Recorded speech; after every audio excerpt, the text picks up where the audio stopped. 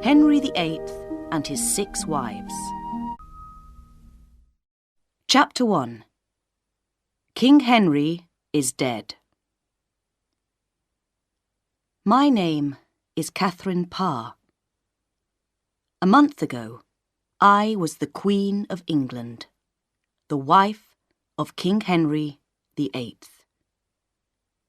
Henry died, and we buried him last week in St. George's Church, Windsor.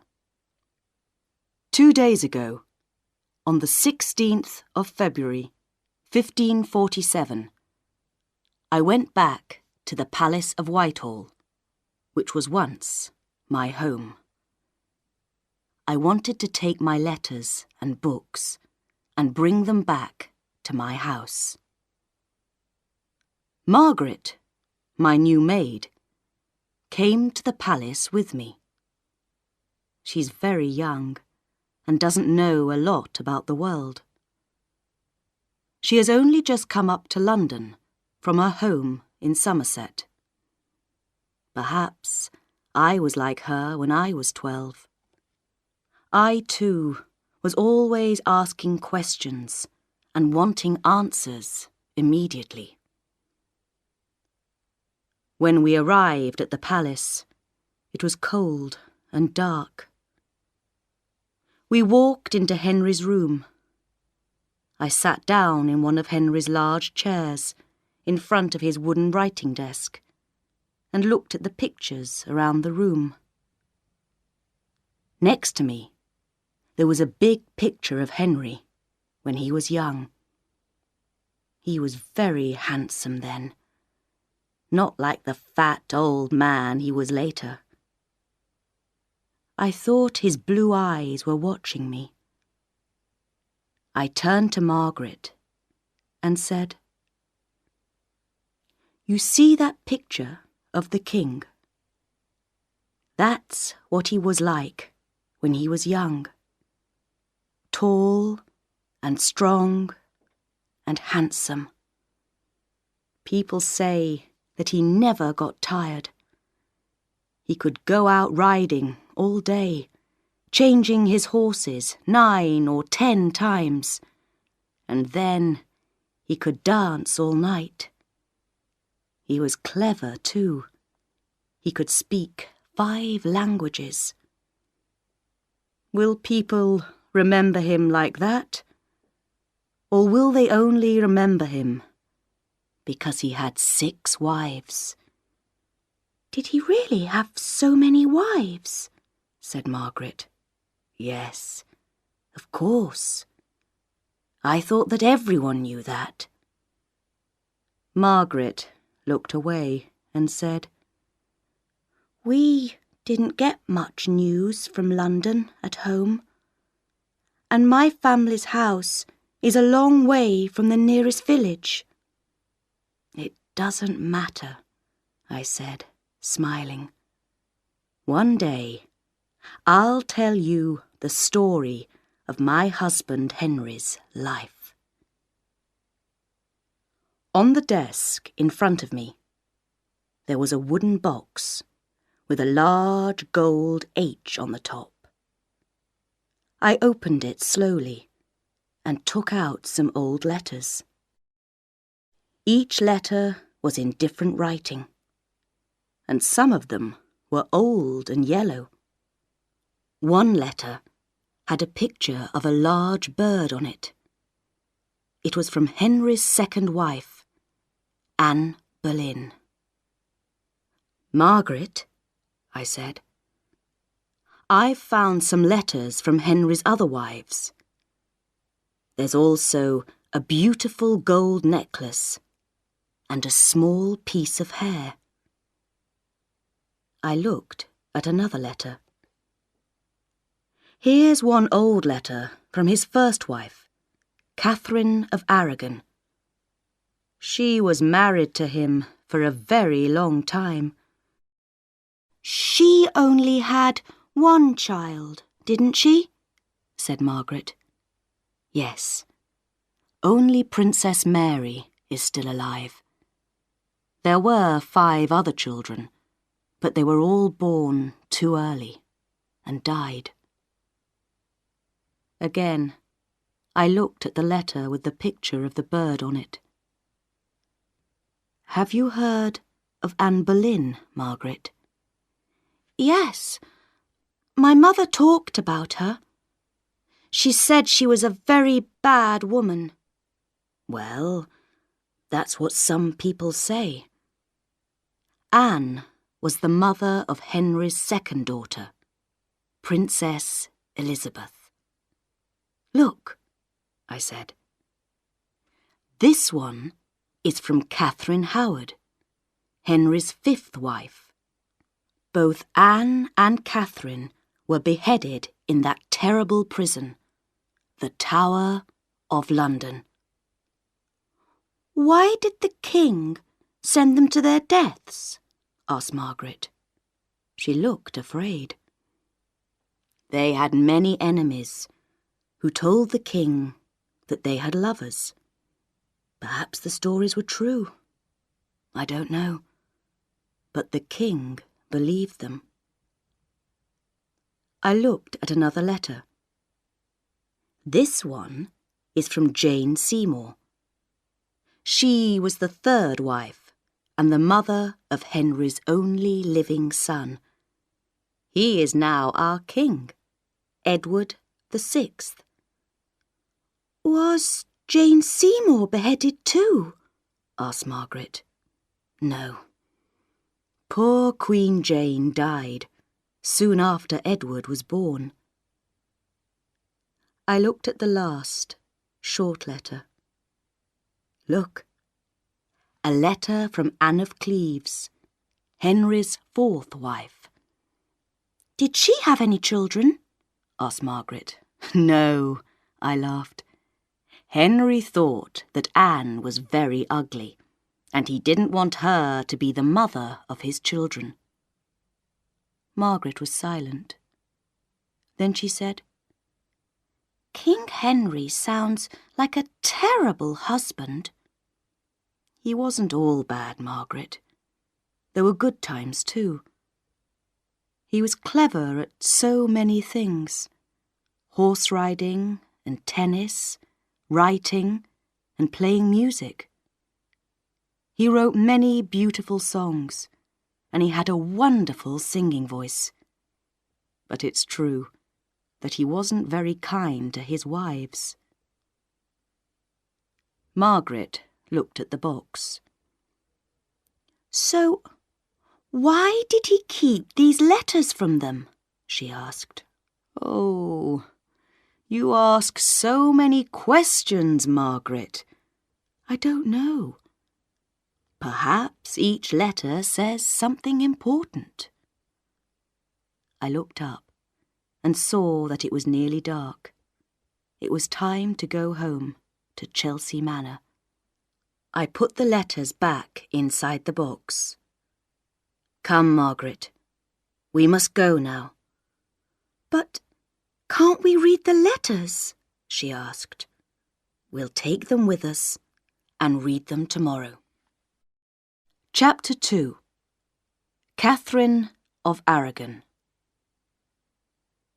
We got up early the next morning and went to my favourite room. It has a wonderful view of the large gardens and the River Thames at the bottom. Did you sleep well, Margaret? I asked. No. I dreamed that King Henry came back to life and sent me to the Tower of London. Why did he do that? Because in my dream I read the letters and he was angry with me. Perhaps it will be bad luck if we read them, said Margaret, worried. Don't worry, I said. It was only a dream. He can't do anything now. He's dead. I went over to the wooden box and opened it. We'll read the letter from Catherine of Aragon first, I said. She was Spanish, wasn't she? said Margaret. Yes. She first came over to England to marry Henry's brother, Arthur, but he died. She then married Henry and was his wife and queen for 24 years. What a long time! What happened to her? Did she go to the Tower of London too? No. Henry divorced Catherine because he wanted a son, and she only gave him a daughter, Princess Mary. Years before, Catherine did have a son, Henry, Prince of Wales, but he died when he was only 7 weeks old. The king wanted a son very much. He was in love with Anne Boleyn, but he also wanted a new wife, a younger woman, to give him sons. Poor Catherine, divorced after 24 years for a younger woman. Margaret looked at the letter in my hand. Can we read the letter now, my lady? Yes. Let's sit down by the window and read it together. But I can't read, said Margaret, looking at the floor. That's all right. I'll read it for you.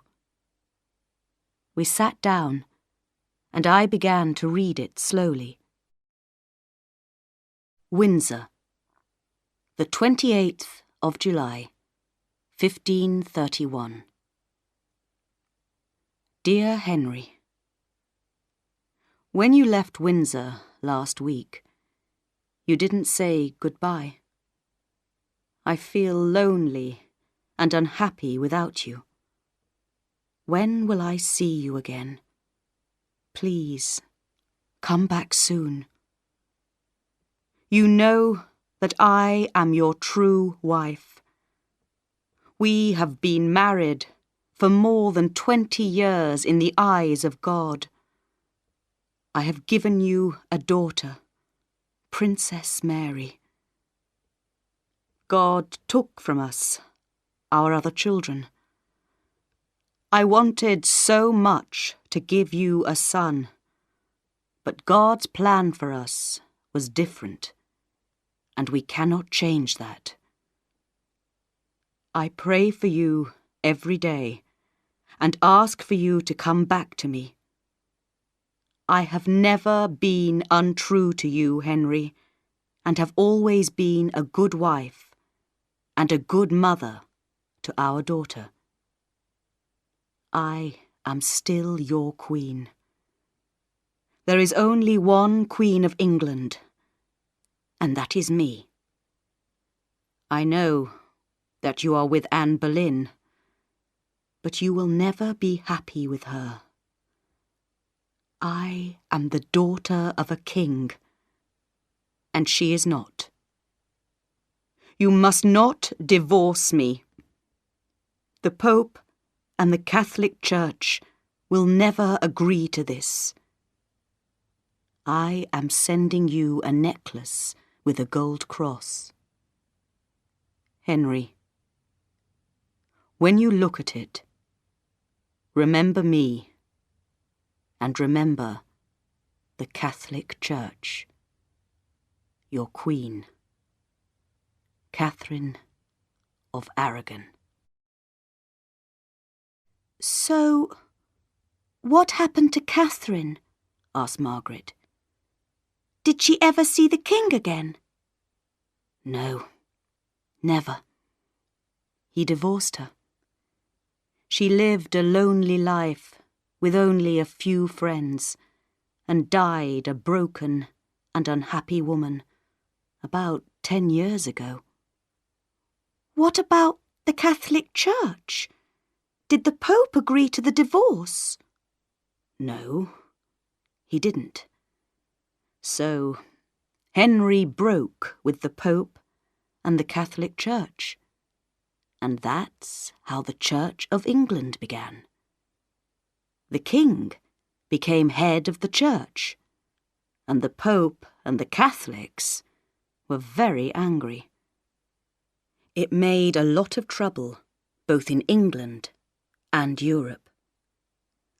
And all because of Anne Boleyn, said Margaret. Not only that. You see, it was very important for the king to have a son, to be king after him. There has only ever been one queen in England, and that was a terrible time, with a lot of fighting and killing.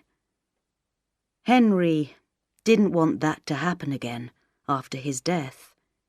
So he knew that he must have a son, not just daughters.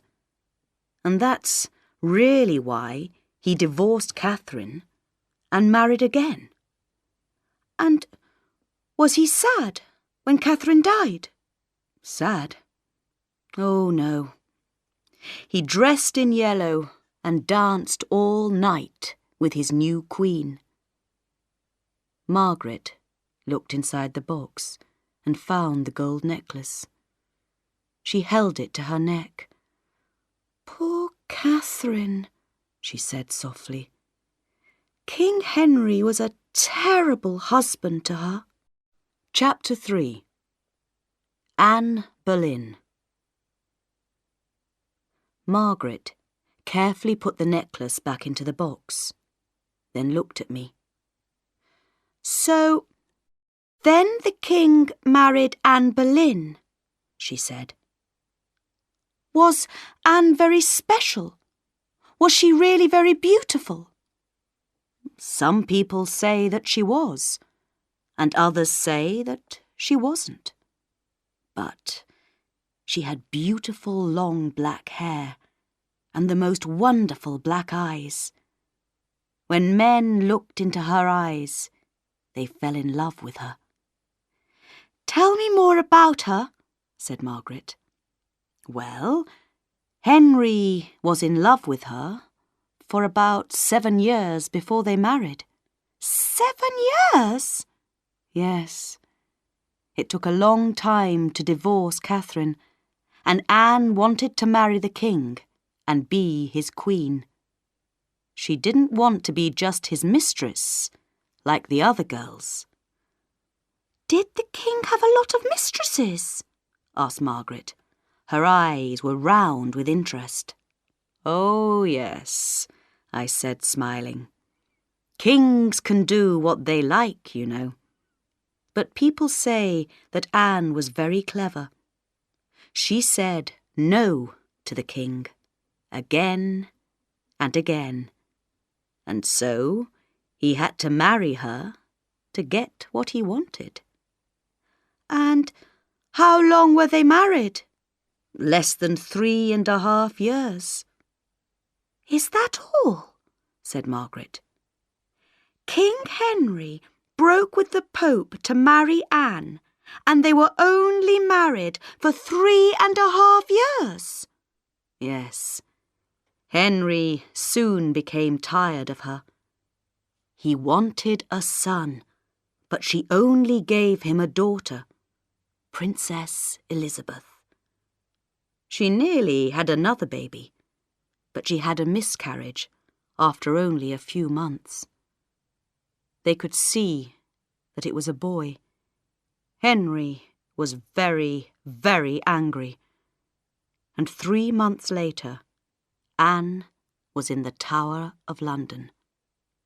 Henry was already interested in Jane Seymour, you see.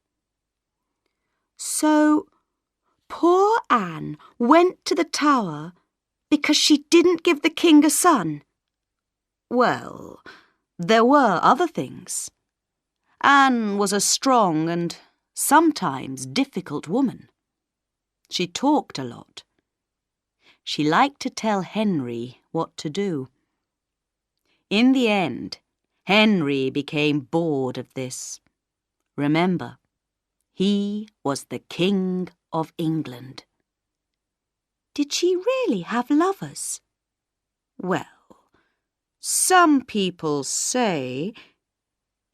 Just then, there was a noise outside. I looked out of the window and saw a man on a horse. He had grey hair and was wearing fine clothes. It was my Uncle William. A minute later, he came into the room. "Hello," I said, kissing him. "I'm so pleased to see you."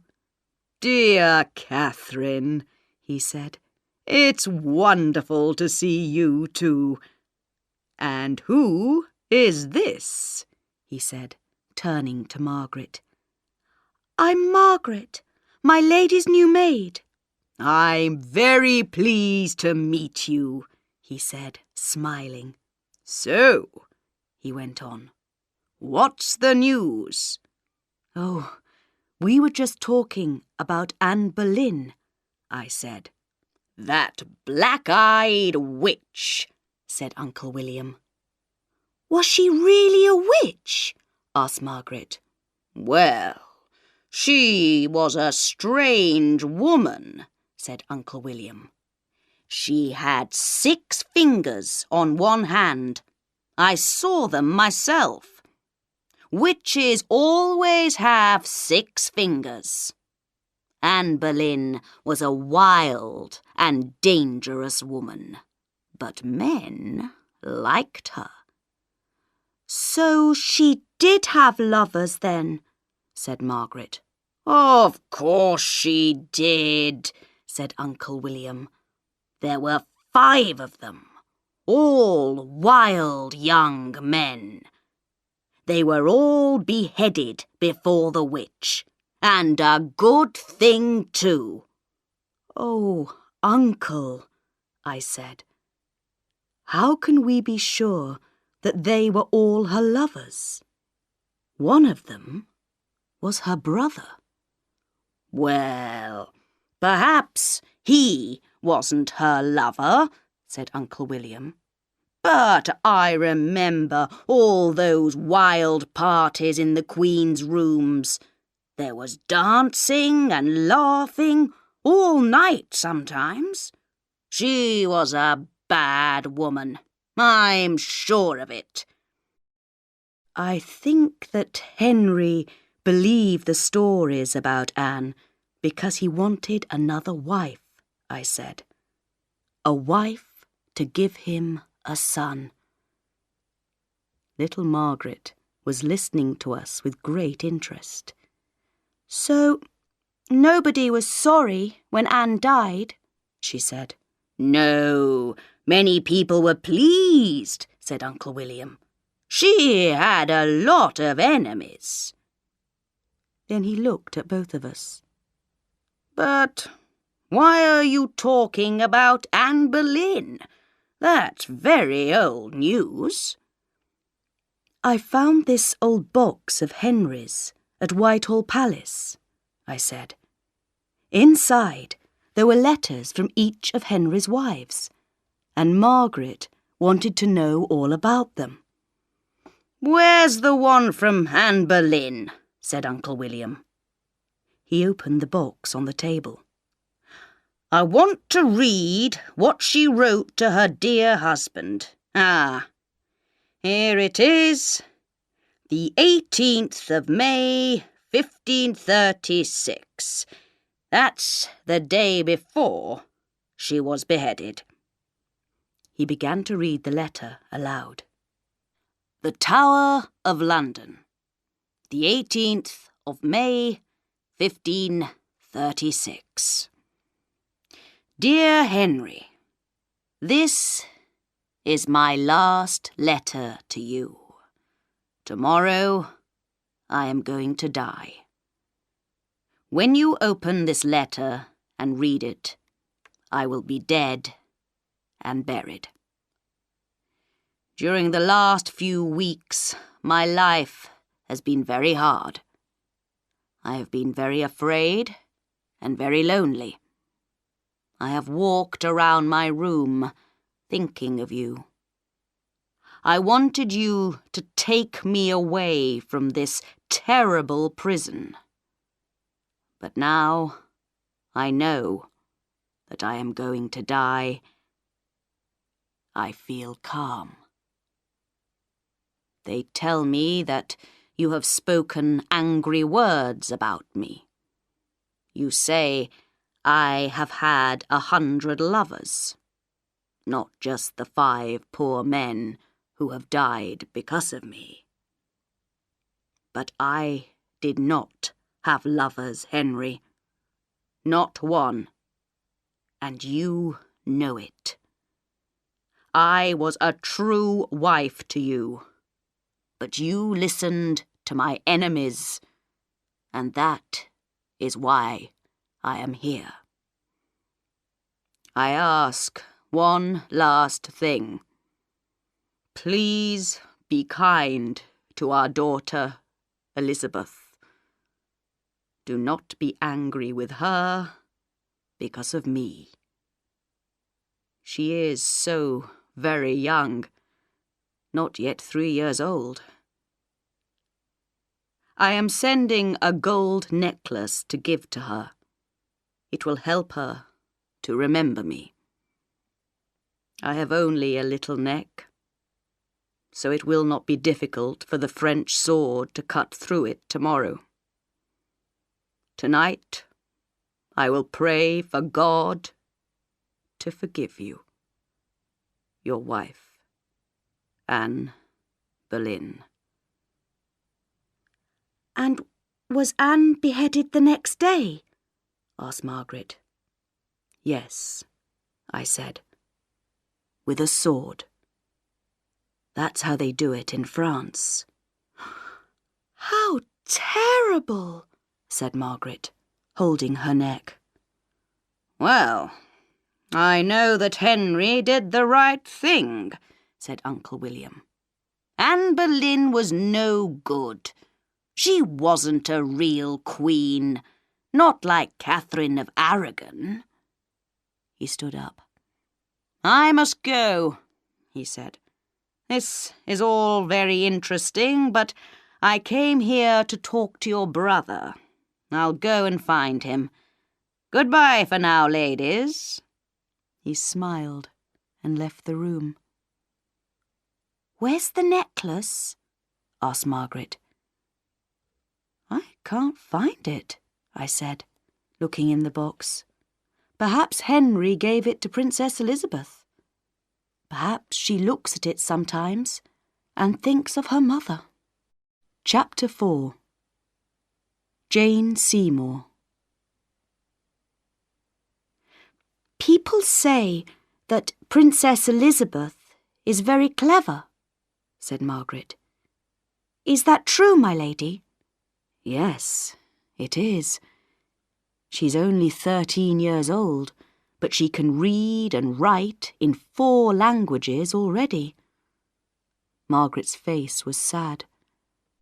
I only know 1 language, she said, and I can't read or write it. But you have a mother and father who are alive, I said quickly. You don't have enemies who watch you all the time, or who want to send you far away to marry a stranger. Perhaps an old man who drinks too much and keeps a mistress. Will that happen to Princess Elizabeth? Margaret asked. Her eyes round. Perhaps. Who knows? A princess doesn't always have an easy life, you know. I laughed. But Elizabeth is clever. I think she'll get what she wants in life. Now, let's go outside while the sun is shining. We'll take the next letter with us. We walked down through the garden to the river. There we sat on a seat and watched the boats. So Jane Seymour was the 3rd wife, said Margaret. When did the king marry her? Just 10 days after Anne's death. That was very quick. Yes. Henry always knew what he wanted, and he usually wanted things immediately. And was Jane the same as Anne Boleyn? No, Jane was very different. She was quiet and careful. Before she married the king, she was never alone with him. Her brother, Edward, was always with her when the king came to visit. And Henry was pleased to see that.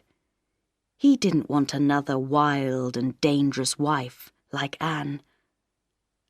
"How do you know so much about the king and his other wives?" asked Margaret.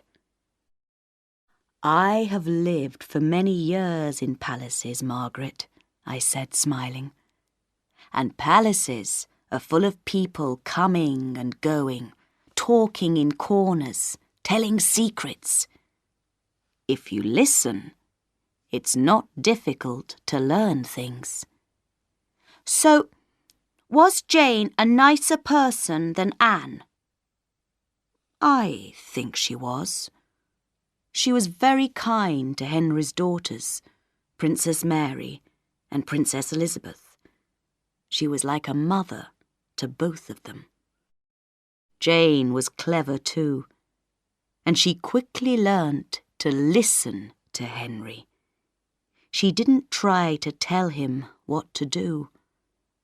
And with her brown hair and white face, she also looked very different to Anne Boleyn." "And what about the king at this time?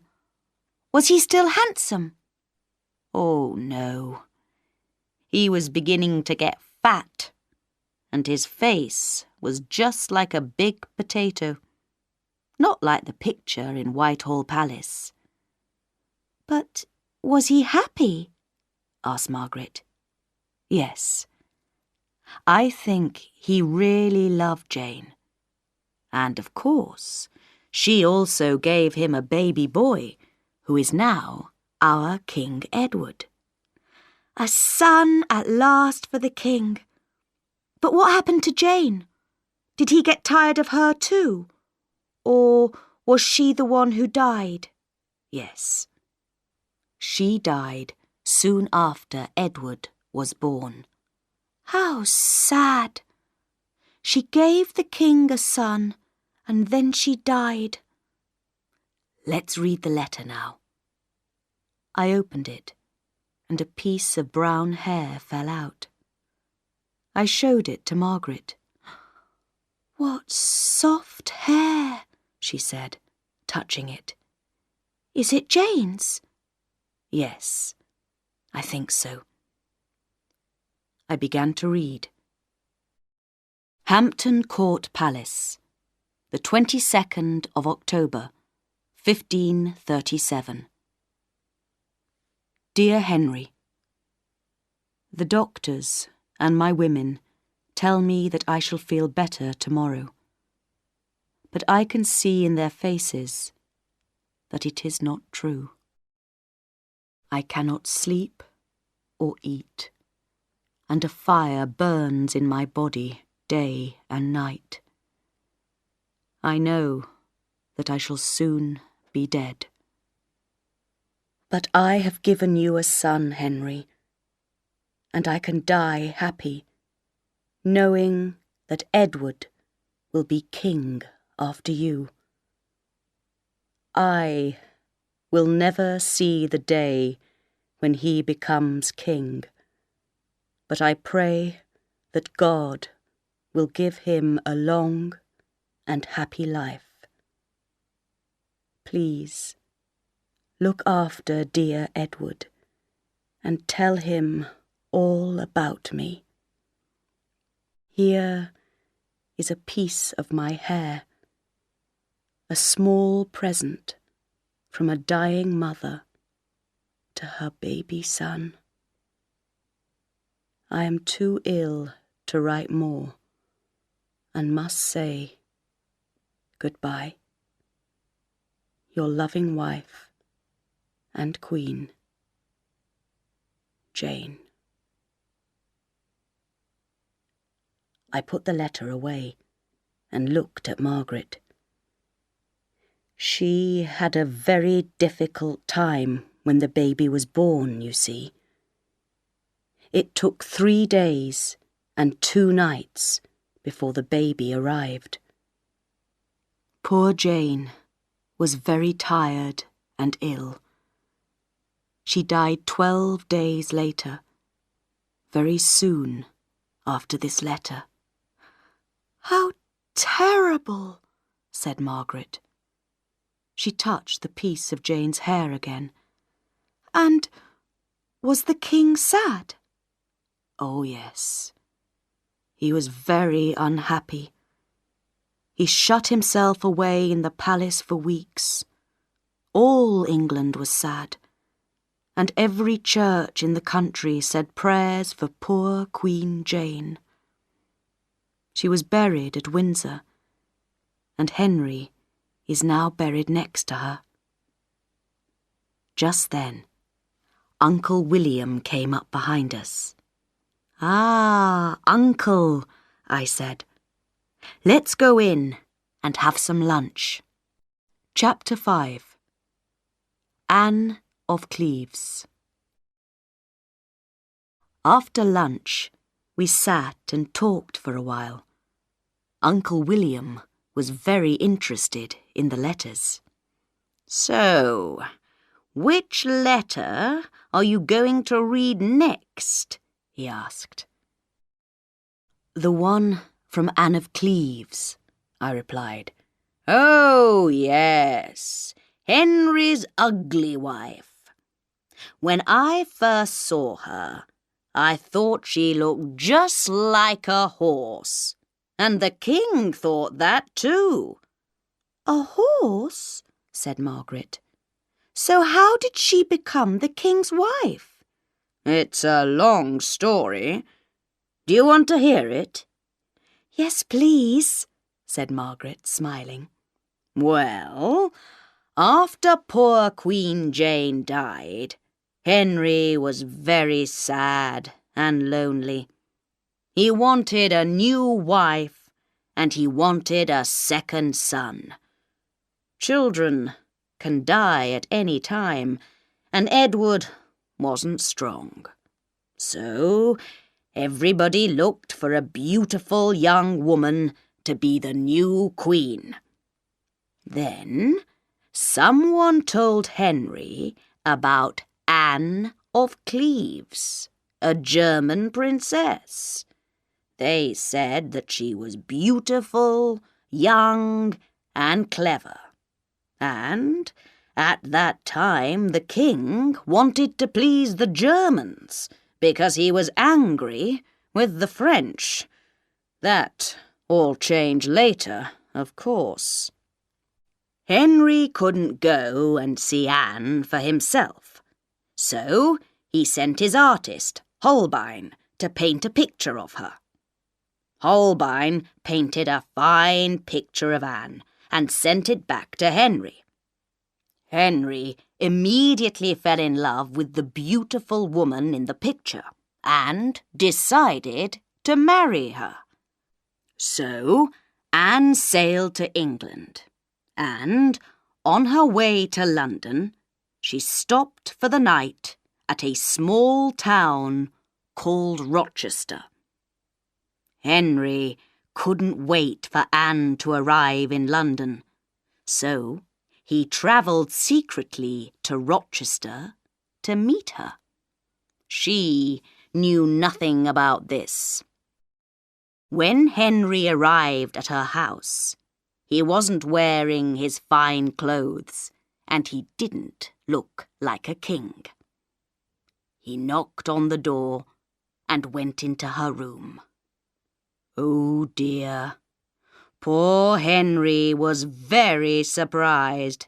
This wasn't the beautiful woman in the picture. She had a sad face and a long nose, and she wasn't very interested in this strange man. He didn't tell her his name, and she didn't understand that this was her new husband. What a terrible mistake. Poor Henry went away to put on his fine clothes and came back looking like a real king. Anne now saw that this strange man was her new husband. Henry kissed Anne and said his name. Poor Anne smiled at him, but she couldn't speak any English, so she stayed silent. After a few minutes, Henry left. He was really unhappy. His new wife wasn't beautiful, and she couldn't say a word to him. "Oh, dear," said Margaret. She was enjoying this story very much. "What happened next?" Well, Henry decided that he really didn't want to marry Anne. Where was the beautiful young woman in the picture? He wanted her, but he couldn't change things. He had to marry ugly Anne. "And did the king learn to love her?" asked Margaret. No, he didn't. He wanted to divorce her. "And did he?" Yes, after 6 months. "How did he do that?" Well, he learnt that in her country, Anne was engaged at one time to marry another man. "And so he divorced her?" Yes, poor Anne was only queen for 6 months. "And they didn't have any children, did they?" No, Henry didn't sleep with Anne. "But what happened to her? Is she still alive?" Oh, yes, but let's read her letter and see what she says. "Perhaps it's a love letter," said Margaret. If it is, I'm sure that she never got a reply, said Uncle William, laughing. He opened the letter and began to read. The Palace of Richmond, the 20th of July, 1540. Dear Henry, you are a very good brother to me. Thank you for giving me £500 a year and the Palace of Richmond. I spend hours walking round the gardens here. The trees and flowers are wonderful. I have decided that I shall not go back to my country.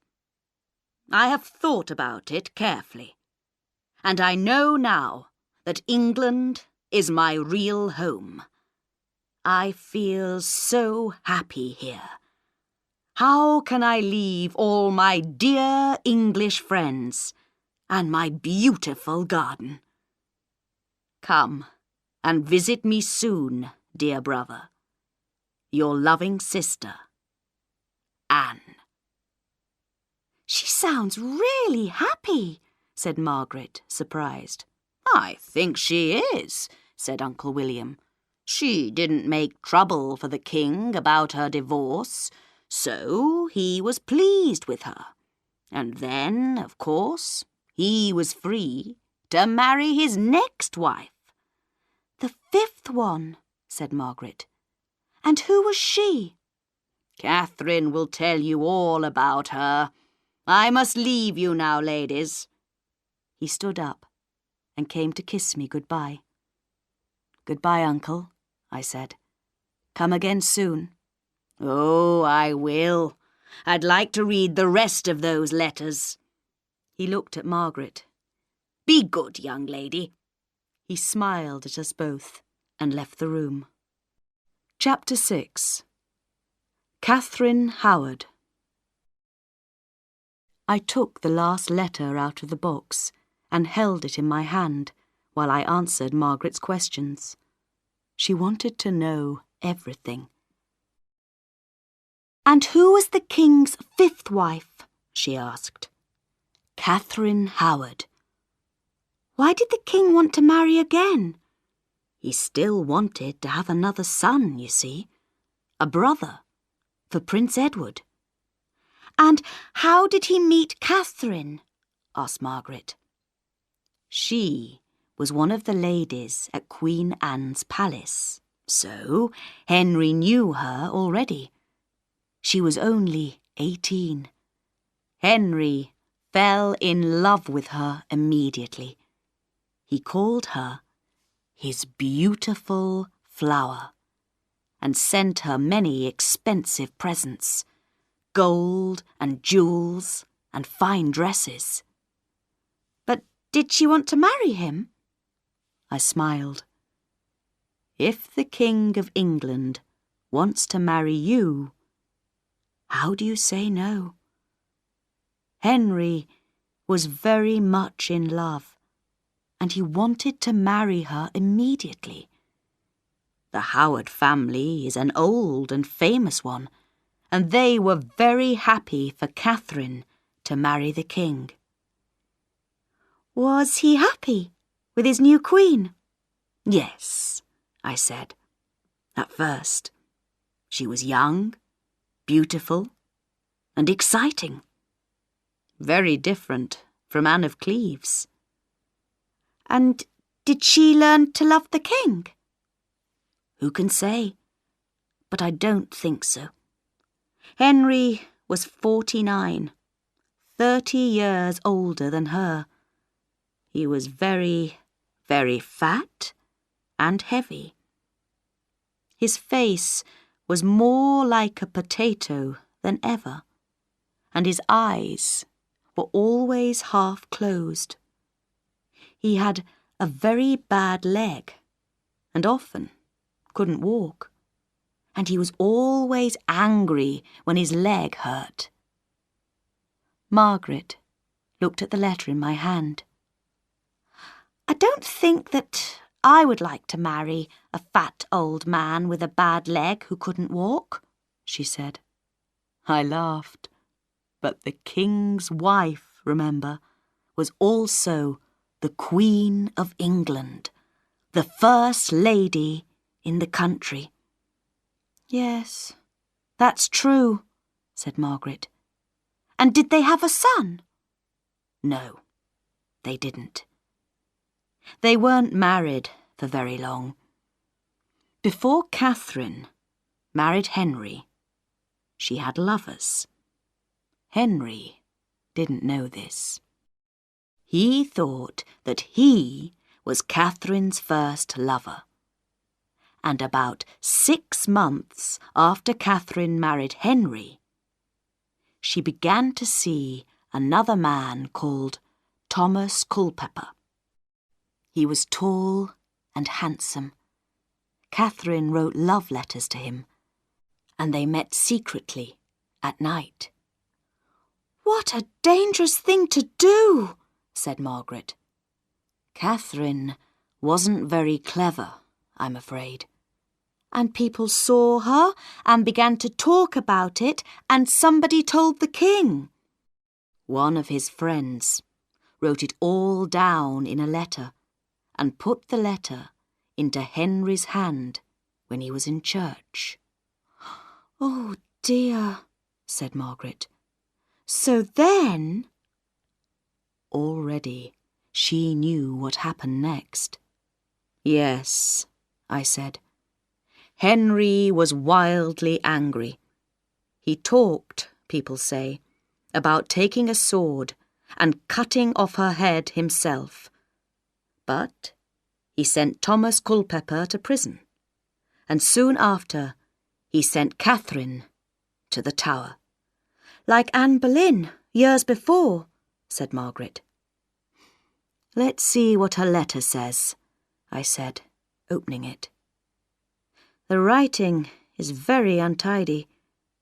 I think she wrote this in a hurry. The Tower of London, the 11th of February, 1541. Dear Henry, please forgive me. I didn't want to make you unhappy and angry, believe me. It's true that when I was a young girl, I was friendly with different young men. I was so young and stupid. I also spent a lot of time with Thomas Culpeper when I was your wife. But believe me, Henry, I didn't know what I was doing. Remember, I am only 20 years old now. You are so much older than me, and you understand much more about the world. Please, Henry, please, please help me. Don't send me to my death. I am so afraid here in the tower. I pray, day and night, that you will come and take me away. How can you kill your beautiful flower? They tell me that in 2 days' time they will cut off my head. Henry, I don't want to die. Please let me live a little longer. Please. Just a few weeks. A few days. Please, Henry. Please. Chapter 7. Catherine Parr. We sat silently for a while. Outside, it was beginning to get dark. Margaret looked at the floor, then at her hands, then at the floor again. I waited. I knew what she was thinking. Then suddenly, she looked at me, and the questions came all at once. How could you do it, my lady? How could you marry that terrible man? Weren't you afraid? Why didn't you hide or run away? I smiled at her. Listen to the full story, and then perhaps you'll understand. I was very different to Henry's other wives. I was 31 years old, and Henry was my 3rd husband. My first 2 husbands were old men too. They both died, and I didn't have any children with them. But Henry didn't really want a wife, Margaret. He wanted a friend, and a nurse, and a mother for his 3 children. Oh, I see, said Margaret slowly. He wanted someone to look after him. So, how did it all happen then? It began at a party at Hampton Court Palace. I remember it very well. While I was dancing with my friend, Thomas Seymour, I turned round and saw Henry. His blue eyes were watching me. He was too ill to dance, but later that evening, he asked to talk with me. I was a little afraid. I knew so many different stories about him. He was one of the most famous kings in Europe. And he was also famous for killing people who made him angry. Anne Boleyn, Catherine Howard, and many, many others. And, of course, he was also very fat and ugly. After that evening, he began to send me presents, and he asked me to visit him at Hampton Court Palace. At this time, I was friendly with Thomas Seymour. He was a fine young man, and I was in love with him. We talked about getting married. Then I got a letter from King Henry. He wanted to marry me. What could I do? I loved Thomas, but my family wanted me to be the Queen of England. And, in the end, I had to marry Henry. But were you happy? asked Margaret. Well, sometimes I was. I loved being queen. I had beautiful clothes and expensive jewels. But it was also very difficult at times.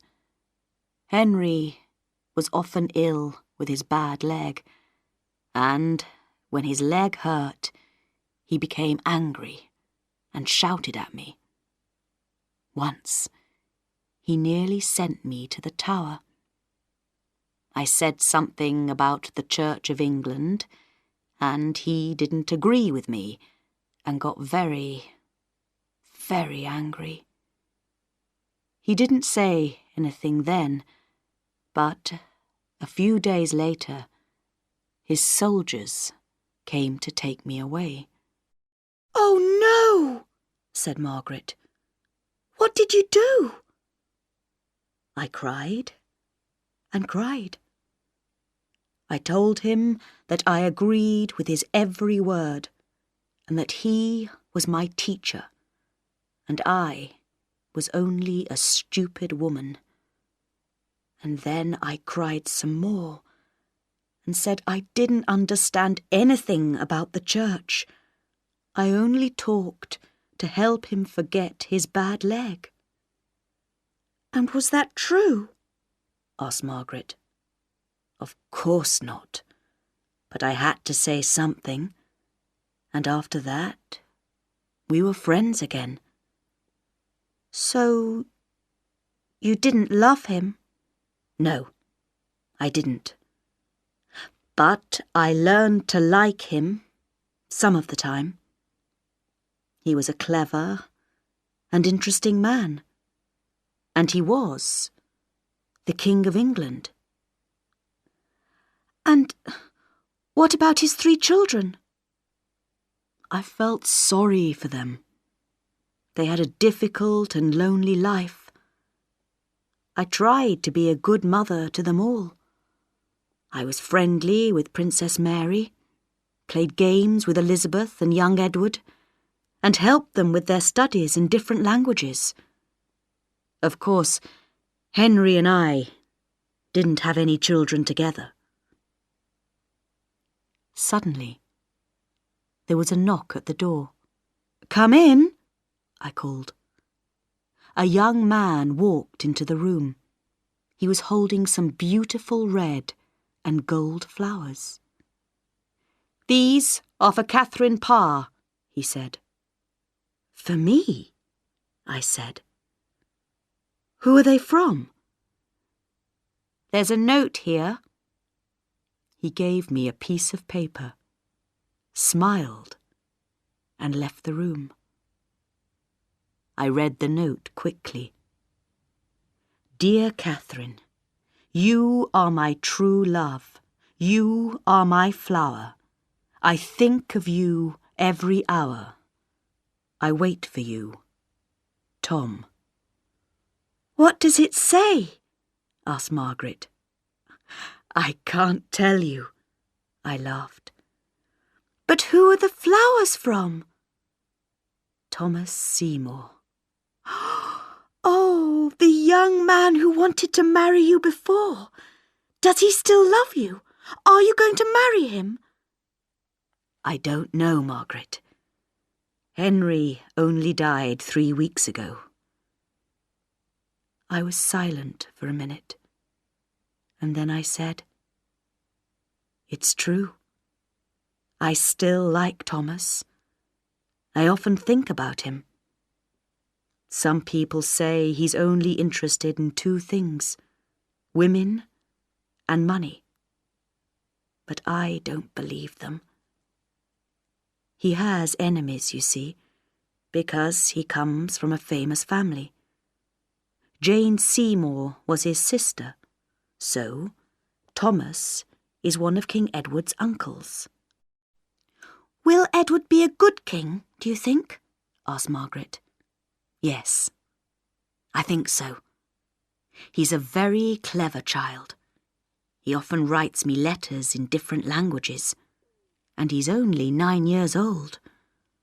But I'm worried about him, because he's often ill.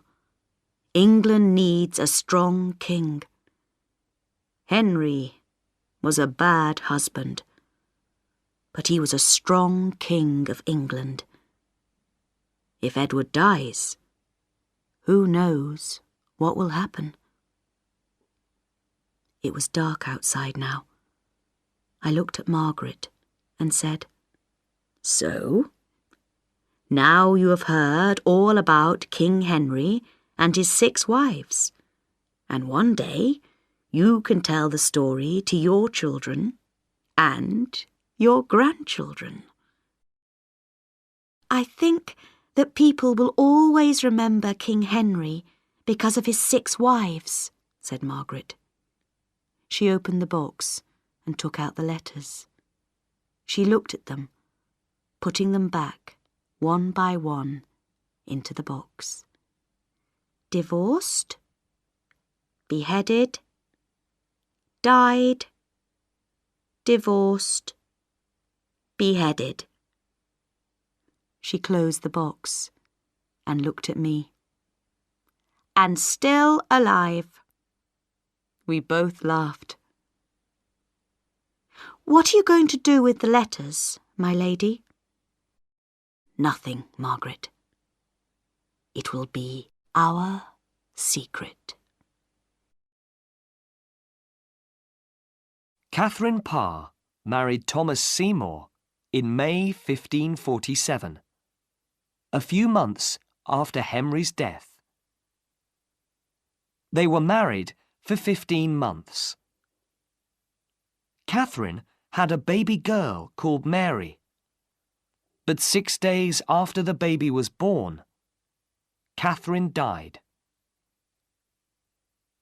After her death, Thomas Seymour tried to become Princess Elizabeth's lover. He was beheaded because of this. King Edward was often ill, and he died just before his 16th birthday. Then, Mary, Catherine of Aragon's daughter, became queen. She was queen for 5 years. She married Philip of Spain, but did not have any children. Mary was a strong Catholic, and she killed many people who were not Catholics. Next, Elizabeth, Anne Boleyn's daughter, became queen. She was Queen of England for 45 years. This was the time of Shakespeare and Sir Walter Raleigh. Elizabeth was a very great queen, but she never married and had no children. Henry married 6 times because he wanted a son, and he wanted his son and his son's sons to be kings of England after him. But when Queen Elizabeth died, King Henry's family came to an end, and a Scottish king became King of England.